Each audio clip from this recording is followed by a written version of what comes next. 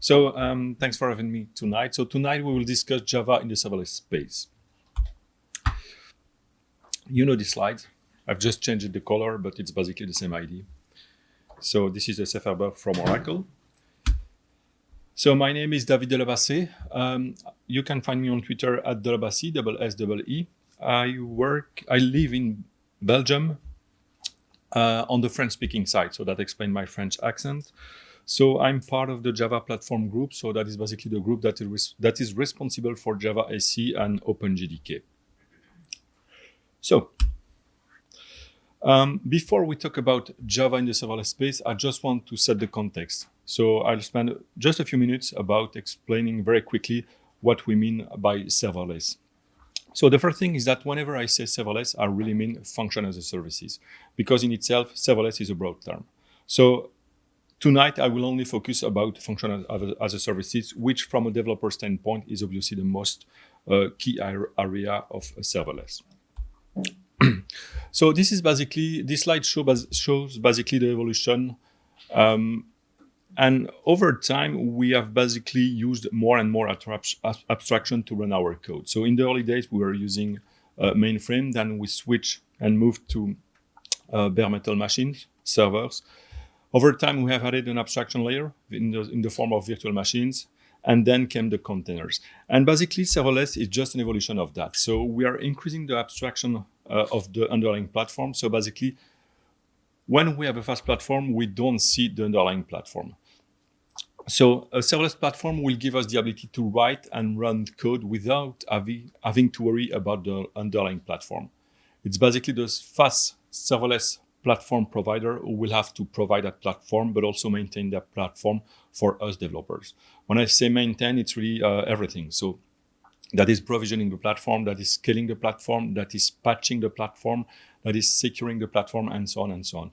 So at the end of the day, the developer will just focus on writing code, and we will provide that code to the fast platform provider, and it will be the responsibility of the fast platform provider to make sure that our code run safely and scale accordingly to the demands. So we have this ability to write code, and basically we can run the code without having to worry about the platform that is being used. So at the heart of a function as a services platform, we have this idea of a function. A function is basically a very well-bounded piece of code that will perform one task. So a function will have an input, that the input will trigger the function execution, and the function will most of the time produce some outputs.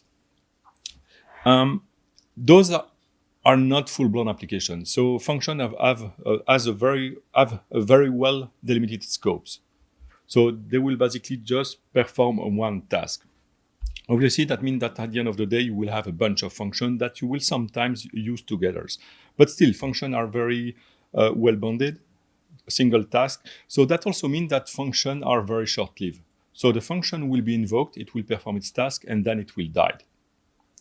So given that they are short-lived, that basically means that they are also stateless.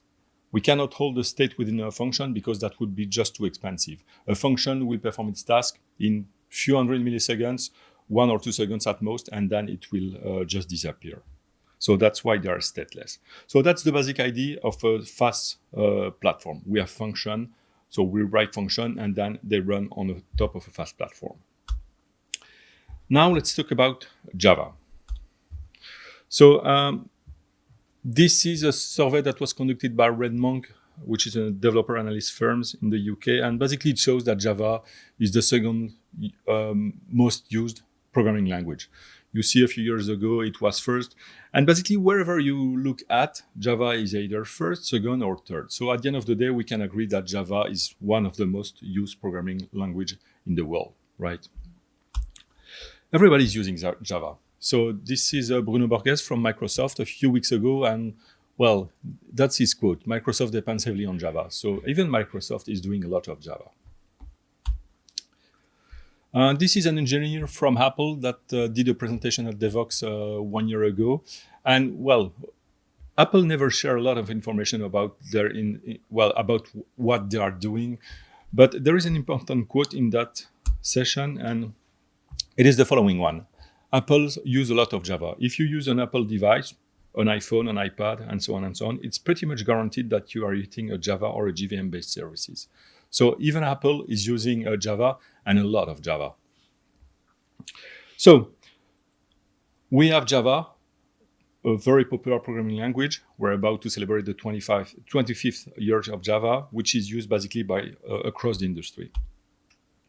What about Java in the serverless space? The thing is that we don't have a lot of metrics that depict how Java is being used in the serverless space, but clearly the only metrics that we have is not really great for Java. So this is a survey that was conducted by the serverless frameworks some times ago. So a serverless frameworks is basically an abstraction that you can use to write serverless function using different language, and you can deploy them on top of different fast platforms. So the question was, which programming language are you using with the serverless frameworks?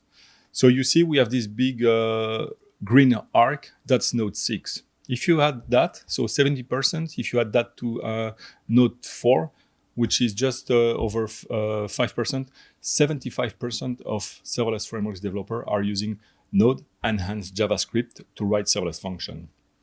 We then have Python 3.6 with Python 2.7, so 15% of the serverless frameworks users are using Python. And then we have Java here. It's not even 5%. So clearly, if we just look at that matrix, the story is not really great when it comes to Java in the serverless space. So how can we explain that? We have this very popular programming language that is used basically by the whole industry, and then we have this space where that language is clearly not well and widely used. Well, if we look at the landscape, the historical fast landscape, which is a pretty young landscape, there are three major players in that space. That's as of today, that's Amazon with Lambda function, Azure with Azure function, and Google. Well, Amazon, for them, it's quite okay because they are supporting Java since 2015. So on Amazon, they have a pretty solid Java story, except that as of now, it's still Java 8. Azure, so Microsoft only support Java 8 since the beginning of the year. So that might explain why Java is not very popular in that space yet. I mean, if you are an Azure function developers, you cannot really use Java. Well, you can, but since a few months only. And when it comes to Google, they are not, as of today, supporting Java-based serverless function. They are supporting Java, but it's only in an early access forms. So on the Google front, the serverless Java story is not that great. So maybe that can explain some of the result that we see when we ask ourselves about Java in the serverless space. Now, there might also be a technical reason that explains why Java is not popular in that space. So if we look at Java, historically, Java has been designed to run long-running application. So you were writing a monolith, you were starting that on the backend, and then it was running for weeks, months, and so on. So you didn't have to take care about that. So Java was designed more for that type of long-running application, and hence we had the JIT to optimize the code as we run. We had GCs and so on and so on. So that's one thing. And on the other hand, if you look at serverless function at the beginning, serverless function, by nature, they are very short-lived. So very simple task. And they were used as some kind of glue code between multiple services. So you were basically writing a function to invoke something from services A and do something with the result that is sent to services B, for example. Maybe Java is not a good fit for writing such a short-lived application. So an application that lives only like 1 second, maybe it's not a good idea to use Java for writing those kind of very short-lived application. That's a question. So at Oracle, when we started to work on our serverless platform, we wanted to make sure that Java would be a good citizen within that space. So we basically set ourselves some kind of goal that we wanted to reach for Java. So the first one, plain old Java. So the idea is that if we want to write serverless function, well, ideally we should be able to use plain old Java. Established toolchain, that's something which is very important. So to write serverless Java function, we cannot ask Java developers to use a different IDE, to use a different build system that they are using today. If we start with that, that will be a no-go from the beginning. Then there's these whole questions about latencies and performance. So given that serverless functions are very short-lived, we need to make sure that if we are using Java to write those functions, they should start basically as quickly as possible. So there's this whole question about how can we achieve the latency that is expected in the serverless space with Java.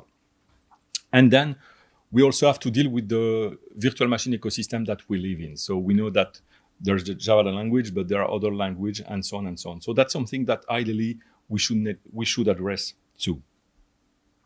So let's talk about the first two bullets. And for that, I'm going to use FN, which is an open source fast platform. So everything is on GitHub. It's Apache v2. Oracle is using FN as the heart of its fast offering. So we have Oracle Function, which is a managed services provided by Oracle. And under the hood, it uses FN as the core, as the fast platform, as the underlying fast platform. Technically, FN is written in Go. And in FN, everything is a containers. So you will see that when we developed a Java function, that function will be turned by the platform into a containers. And whenever there is a request coming for that function, the FN platform will take care of starting up the right containers for that request. So FN is written in Go, but obviously, given that we are using containers, we can support any type of language. And obviously, that's something that we will leverage for Java. The nice thing about FN, given that it's open source, you can take FN, run it on premises, for example, or in a cloud, and it doesn't have to be Oracle Cloud. I mean, everything is open source. It's Apache v2, so you can run it on any type of cloud. Obviously, if you want to have a managed version of FN that you can use, well, then you might want to look at Oracle Function. The thing is that as a developer, you can also use FN locally on your laptop. And that's what I'm doing here. I have FN running on my machine just to show you how it works. So let's have a look at FN. Okay. I'm gonna...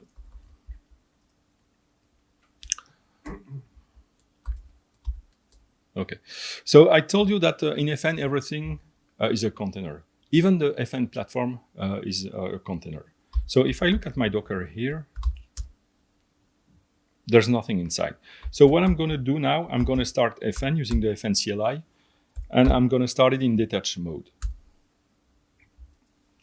Now Docker PS, FN should be started, and we see that indeed we have a container that is called FN server. So that is basically FN running locally in my Docker here. So the next thing that we want to do, we want to create a serverless function. For that, we can use the FN CLI, FN init, and then we need to specify which runtime we want to use. I could say Go, Node.js, Python, but obviously we're going to use Java. But first, let me do kicks. So FN init, runtime, Java, and then we need to give our function a name.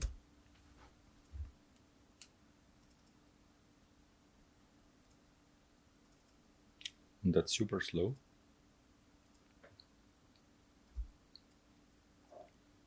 No.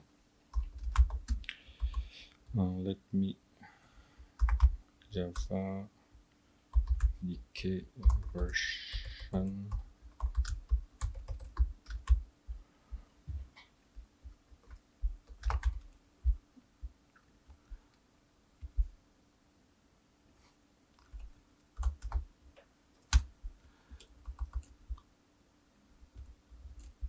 Just need to know a valid version number. So let me check. Let's see. No, that's not here. So FDK Java. Let's see. Release. Where is it? It's here. Okay. Equal one. Let's pick a 95.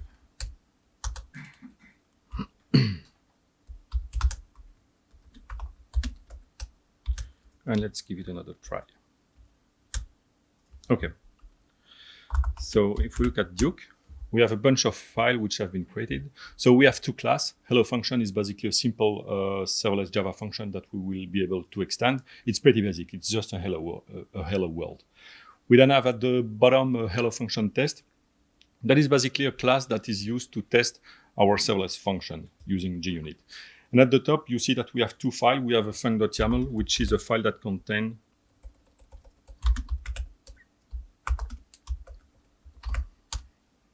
some metadata about the function. So we are using the Java runtime. We have two types of image, one to build the function and one to run the image. This is the entry point of the function at the bottom. So that's basically the full qualified name of the class, and handle request is that method in the class that corresponds to our serverless function, and so on and so on.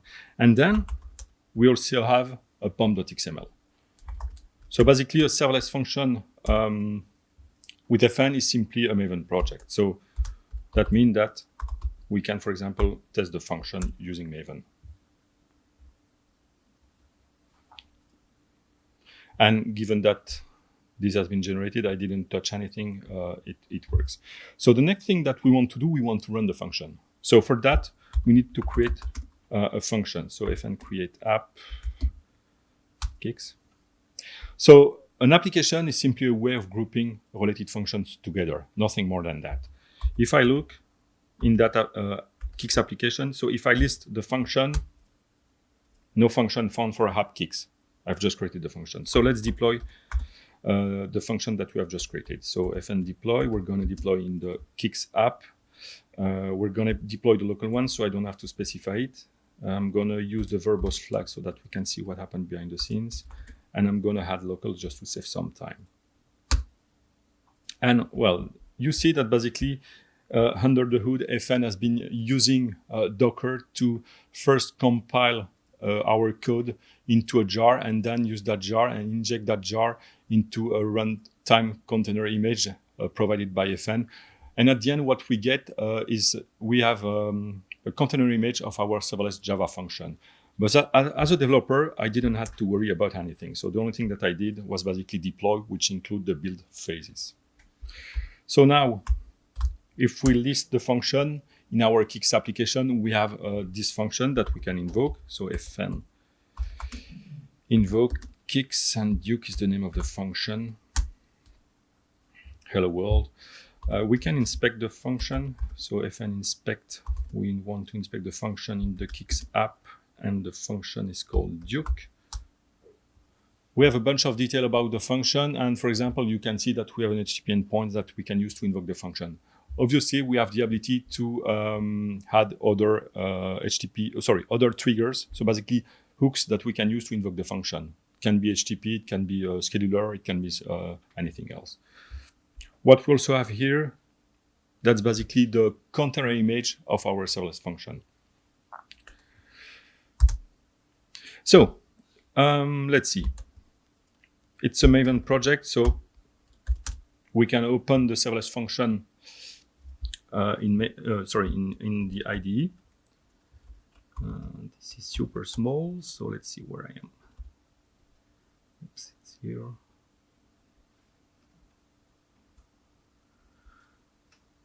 So first, at the bottom, you see that we have. Oops, sorry. So this is the class that is used to test the function.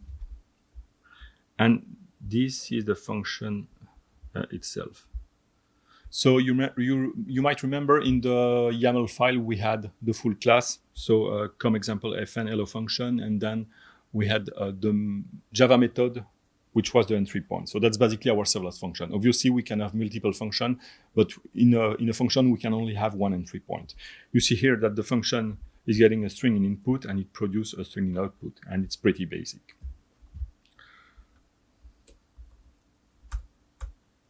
Oops. So let's, for example, create a new Java type. So create event. An event will have a name and a date. So I need a constructor, I need a default constructor, and I need, getter and setters for my two fields. So basically what I've created here is a simple Java type for an event, right? It's pretty basic. So what I'm going to do here, I will create an event. So the name would be the input coming from the function that is passed to the function, and then we'll just make date using now. So we now have a new event with the input of the function and the local date. So what we can do, we can return that object. Obviously, obviously I need to update the signature of the method to return that new Java type. And if I save, it compiles. So let's deploy that. So the function will be rebuilt. So it's being rebuilt. So the image is recreated using the new code.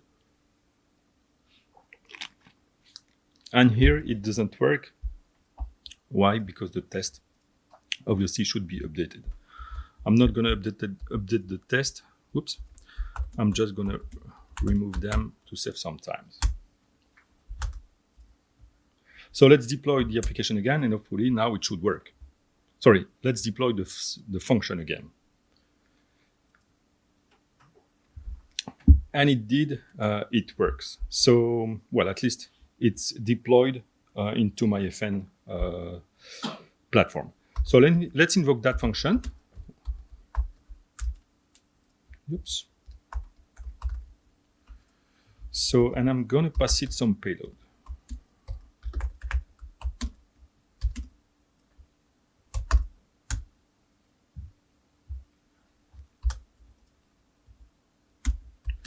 And I'm going to format that so that we can see the output.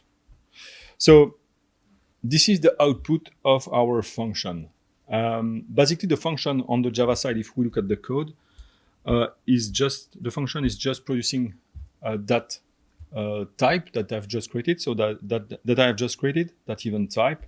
But you see here that, well, there's no annotation, there's no interface. I mean, it's really plain old Java code. There's nothing specific to FN. So that's one of the big advantage here, is that basically it's really pure standard and plain old Java code.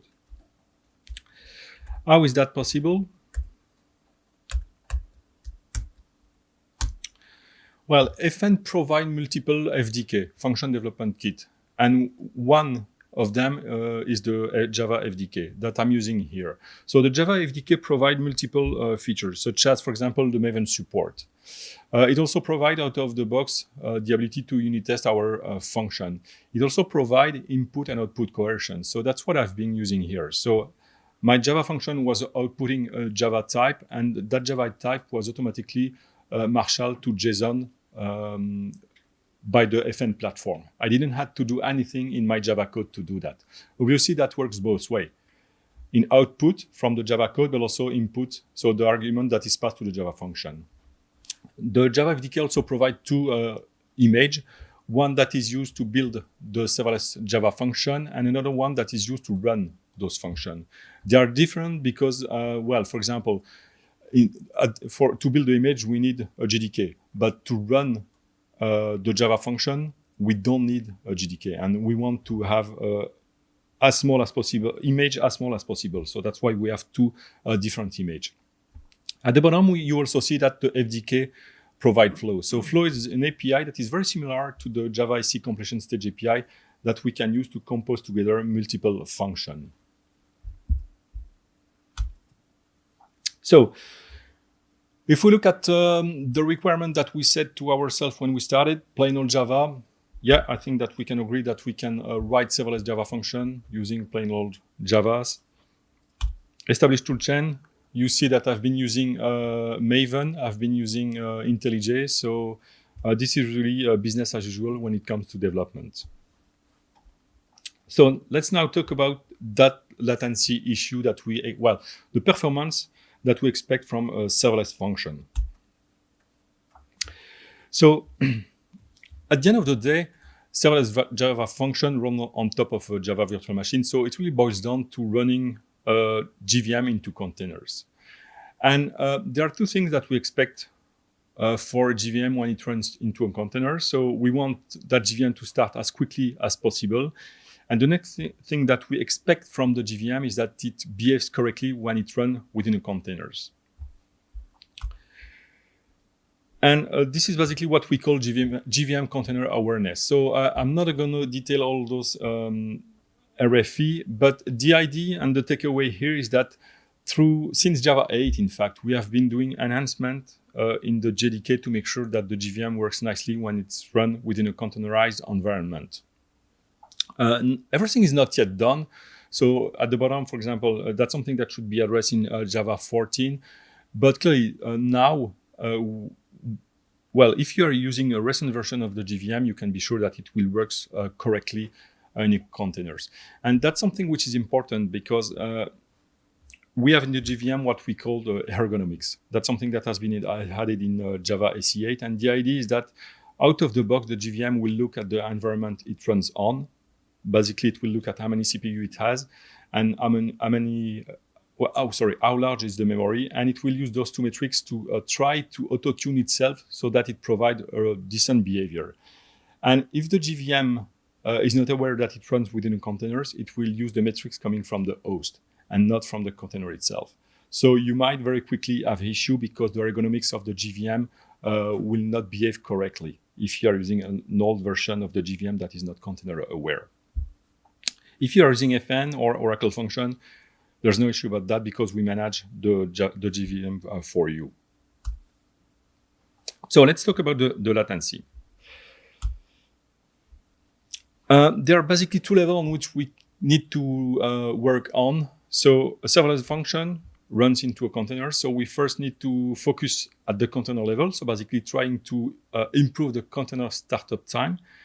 And then we need to look at what we can do at the Java level to basically reduce the latency as much as we can. So if we look at the container level, so a container is basically composed of multiple layers stacked on top of each other. For a serverless Java function, we have three big layers. So bottom to top, we have the operating system layers, then we have the Java runtime layers, and then on top of that, we have the Java code, the serverless Java function layers with all its dependencies. At that level, there's not much that we can do. We can only give you advice. So the idea is that we want to make sure that all the layers are as small as possible so that when the platform needs to start the function, so basically when the platform needs to start the containers, it doesn't have to load hundreds and hundreds of megabytes, right? So at the Java function layers, we can only give you advice about your dependency. Make sure that you are not bringing transitive dependency that are not needed. Basically, try to reduce as much as you can your dependency within the functions. At the Java runtime layer, there are things that we can do. So the first thing that we can do is use a GRE instead of a JDK. For two reasons. So the first reason is that it's a good idea to, from a security standpoint, it's a good idea to basically reduce as much as we can the potential surface attack of our containers. So if there are tools that are not needed to run our function, well, we don't need to bring them into the runtime image of the containers. To run a Java function, we don't need to have Delabassée. We don't need to have JLink. We don't need JMap, and so on and so on. So that's why we want to use a GRE instead of a JDK. That's one thing. From a security standpoint, that's a good idea to do that. But also, by doing that, we will also reduce the layer that will carry the Java runtime itself. The issue is that we don't have a GRE anymore since Java 8. The good news is that we can create our own custom runtime image. That is basically an equivalent of a GRE, but it's really a custom GRE. We will do that using JLink. And the idea with JLink is that we will be able to create a custom runtime that will only carry the Java modules that are needed for our serverless Java function. And again, the idea is basically to reduce as much as we can the layers of the size of the layers. So we know what to do at the Java layers. We know what to do at the Java runtime layers. Then at the operating system layer, basically, we need to have an operating system layer that is as small as possible. One of the things that we can do is to rely on Alpine. Alpine being security-oriented Linux distribution that is lightweight. It weighs around 5 megabytes those days. So obviously, it has everything needed to run the code, but doesn't have all the tools that you would find in a typical Linux distribution. Anyway, it doesn't matter because when you run your Java function, you're not going to use those tools. Now, the thing with Alpine is that Alpine is using muscles. And if you take the vanilla OpenJDK, it uses libc. So basically, libc is the C library that the hotspot, the Java virtual machine, used to talk to the underlying Linux operating system. So it's the C++ library that hotspots use. Muscle is an alternative to libc. So a vanilla OpenJDK will not run on top of Alpine. So that's why we are working on this project Portola within the OpenJDK community to basically compile OpenJDK on top of Muscle so that you can use OpenJDK on top of Alpine.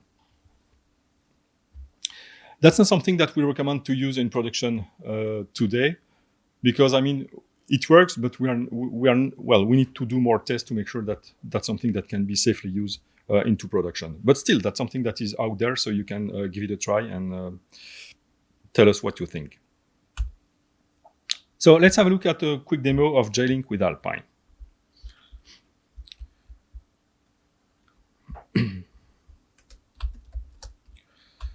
Let's see. So for that, I'm going to escape the serverless world so that we can see what happens. So what I will do here, I will create a Docker image of some Java code using JLink and Alpine. So the Java application that I'm using is this server.jar, which happened to be the Minecraft server. So if we look at the Docker file, it's a multi-stage build. So it has 2 stages. The first build at the top. So you see basically we are using OpenJDK 14. So what I'm doing here, I'm using JLink to basically create a custom runtime image that only includes the modules that are needed by my Minecraft server. And here I'm just I'm specifying which the path of the runtime image to create. And here I'm just adding the modules that are needed by the Minecraft server. So that's the first stage. And then here, second stage, so you see that I'm starting from Alpine, creating a bunch of files. I'm creating a directory, and then from my Docker context, I create the license, properties file, and the jar, which is there. And then what I'm doing here, I'm getting from that stage the custom runtime image, and I'm just injecting that into my Alpine image. And finally, I run the Minecraft server. So let's quickly build that. Docker build -t mine.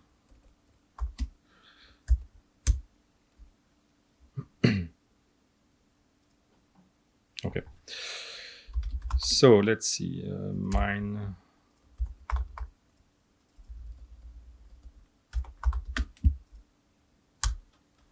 So you see the size of this image is 100 megabytes. It includes the operating system, a custom Java runtime, and our code. In this case, that's the Minecraft server. So if we look into the container image itself to have more details.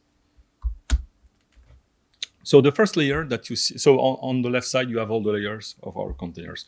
So that layer, that's Alpine. So Alpine, that version weighs 5.6 megabytes.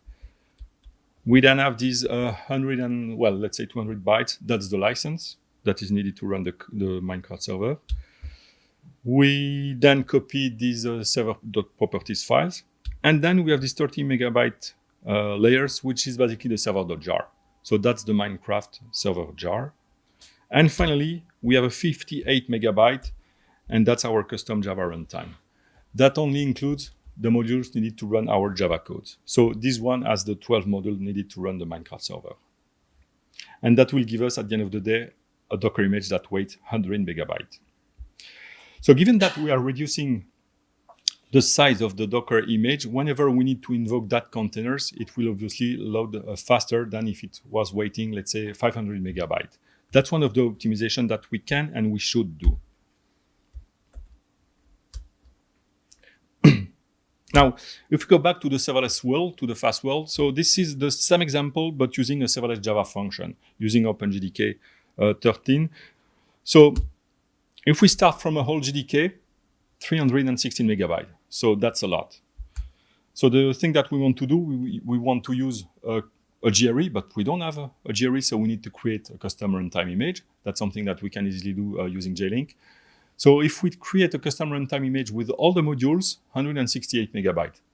Now, it's not a good idea to do that because there is no way you can write any sensible application that use all the modules of the platform, but this is just to show you some numbers. So, but still, if we do that, we already saved a lot. From 100%, we go down to 56%.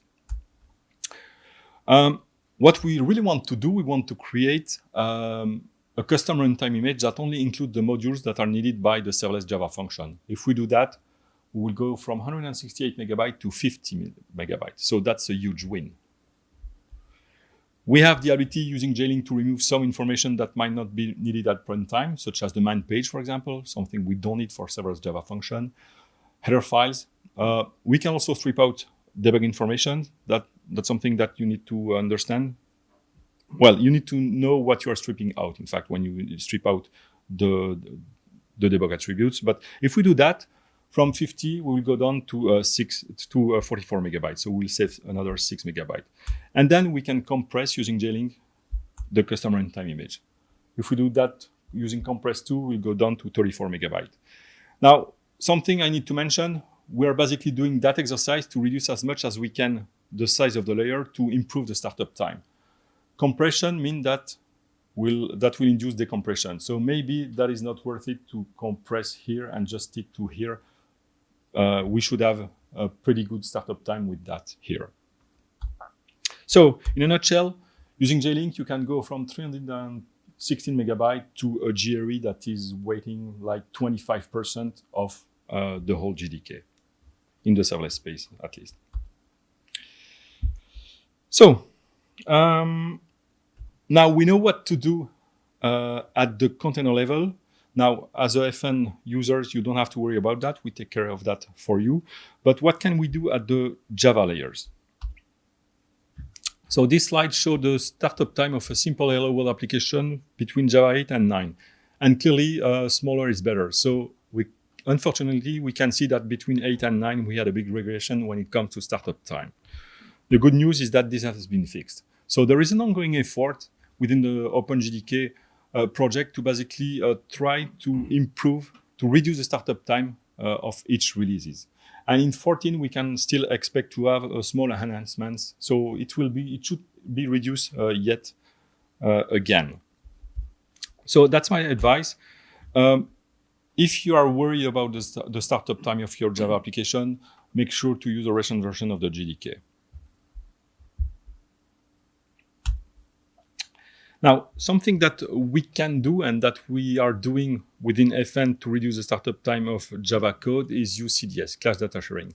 The idea with CDS is pretty simple. So when you start your Java code, the GVM will have to load the class from disk and basically parse them to make and to convert that into an in-memory representation that it can be used by the GVM.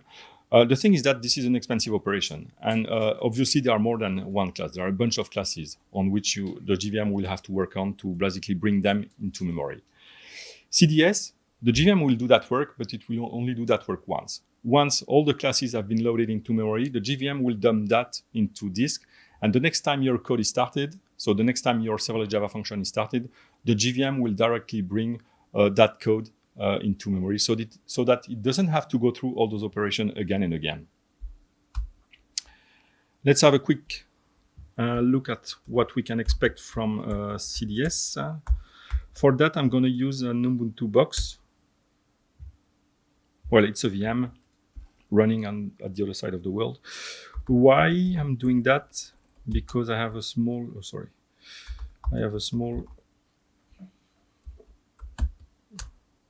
Yeah, I have this small perf42 alias. So basically, I'm using perf here, and what perf42 does, it invoked my application 42 times, and I'm doing that just to have some average value. So I have this hello world.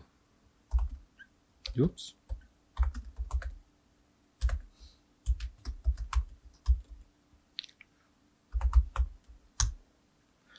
This simple hello world application that looks at which version of the GVM am I using, which vendor of the GVM do I have, am I running in the containers, and so on and so on. So it's pretty basic. There's nothing fancy there. So what I'm going to do next, I will compile that. Okay, now I can invoke using Java. So that's the same thing. So now I'm going to first invoke that application 42 times without CDS. So perf 42, and given that I'm using Java 13 to not use CDS, I just basically need to disable CDS. So perf 42 Java. So the application is invoked 42 times. And we have an average value of 200 and something milliseconds, 205 milliseconds. Now let's do the same exercise, but this time, without CDS. Sorry, with CDS enabled. So for that, I'm just going to remove this flag.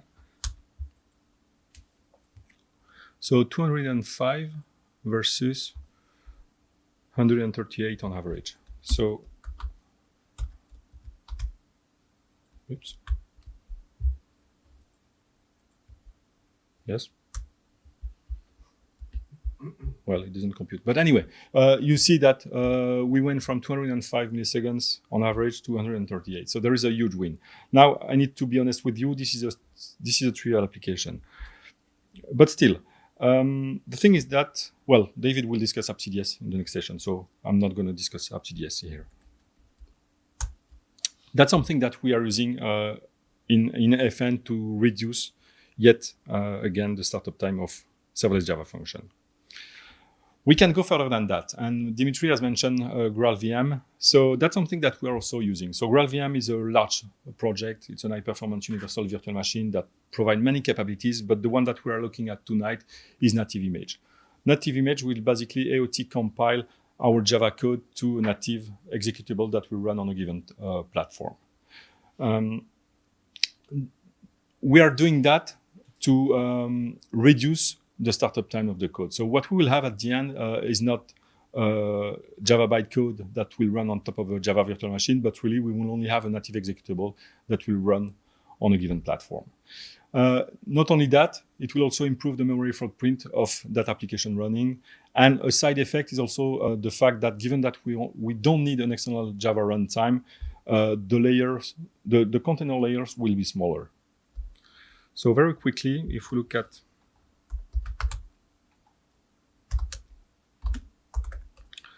so this is the same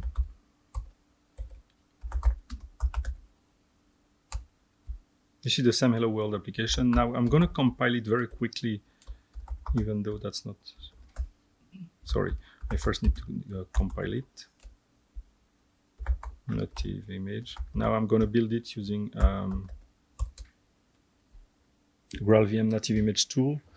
It takes a bit of time because basically the native image tool is looking at all the potential paths that our code can go through, and then it will produce an executable. Now, something we have to keep in mind, this is a Java application. So, for example, we don't handle in our code memory. We just expect to have the memory managed by a GVM. There's no GVM here. So what Graal is doing, it basically embeds a substrate VM, which is a lightweight, simple virtual machine within that executable that will be produced. And we are almost done. So 42 seconds. And now if I look here, you see that I have this hello world file here. And you see the type of that file is that's a macOS executable. that we can obviously invoke. So it sees a 1105 VM, even though there is really no VM except substrate VM. We can look at. So it takes 12 milliseconds to start that simple Java application. I didn't did any tweaks, so we might get better result. And if we look at the same Java applications running on top of the hotspot, 224. So it's quite slower using hotspot. Oops. Having said that, Graal has some limitations. Here I have a native Graal produce a native executable. So portability, we don't have portability. We don't have bytecode. We have native executable that we only run on a given platform. There are technical limitations like invoke dynamics and method handlers are not supported. There are a few things that doesn't work, and there are things that works, such as reflection, dynamic proxy, and so on, but you need to manually configure stuff. Now, something that you need to keep in mind is that the VM, so substrate VM that is embedded in your executable is not hotspot. So the GC that we have here is pretty basic. It's not the GC that we have in hotspot. So for longer running application, you might get better throughput and performance by using hotspot. You should basically do the exercise by yourself to see which one fit the best. So in both cases, they are basically trade-off. But for serverless function, given that they are ephemeral, they will only live for a few seconds at most, this might be a good solution. Sorry. So low latency, high performance, that's something that we can do. And let's conclude by quickly discuss the rich GVM ecosystem. So I've talked about, I've shown you Java code, but there's Kotlin, there's Scala, and so on. At the end of the day, for a serverless platform, it doesn't really matter because the serverless platform is using containers and GVMs. So, sorry, all the tricks that I've discussed today also apply if you're using other language on top of the GVM. So that's something that we also do. So to conclude, does it make sense to use Java in the serverless space? Yes. I mean, with all the investment that we have done in projects such as OpenJDK, GraalVM, and FN, I think that it's really just the beginning of Java within that space. And what I've discussed tonight apply to all the serverless platforms that are using containers. And it happened that all of them are using containers. So I've shown you an example using FN, but the same example would work on top of OpenWhisk, for example, or OpenFast, given that they are using the same underlying base platform containers and the JDK, OpenJDK. Now, I've shown you under the hood how a fast platform works with FN. So I was running FN locally. I could run FN in a cloud, but that would mean that I would have, I would have to basically manage that platform. If you don't want to do that, you might want to look at Oracle Function, which provide a managed fast platform that supports Java on top of FN. And from a price standpoint, it's very competitive. So that's something that you might want to look at. And with that, I'd like to thank you for your time.